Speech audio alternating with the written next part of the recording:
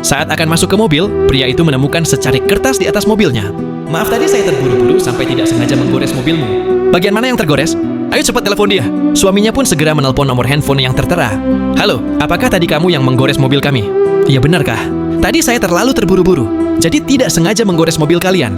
Kamu sekarang di mana? Kami masih di tempat mobil ini tergores. Saya tidak jauh dari sana. Saya akan segera datang. Baik, kami tunggu. Beberapa menit kemudian orang itu pun datang. Permisi kak, apa kamu yang menggores mobil kami? Iya kak, maaf sekali. Saya benar-benar tidak sengaja menggores mobil kalian. Bagaimanapun juga, kamu tetap salah menggores mobil orang. Lihat ini lecetnya sangat parah. Kami juga sedang terburu-buru ada urusan. Menurutmu ini harus diselesaikan bagaimana?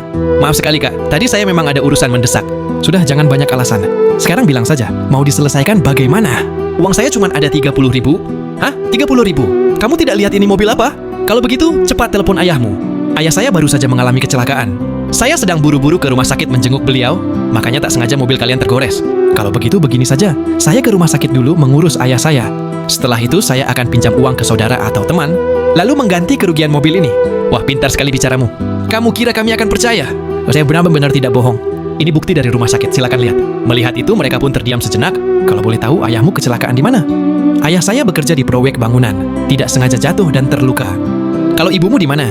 Saya tidak punya ibu. Sejak kecil saya hanya hidup berdua dengan ayah saya.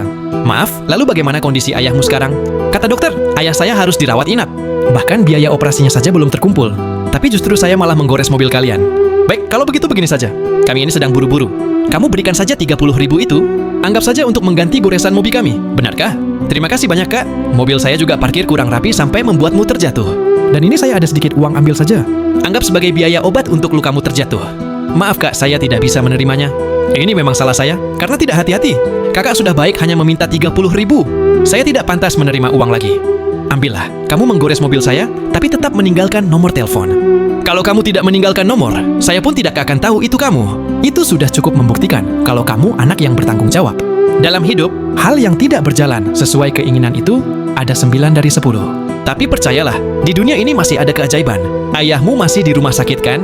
Cepat pergi temui dia. Adik itu pun berterima kasih lalu segera pergi menemui ayahnya.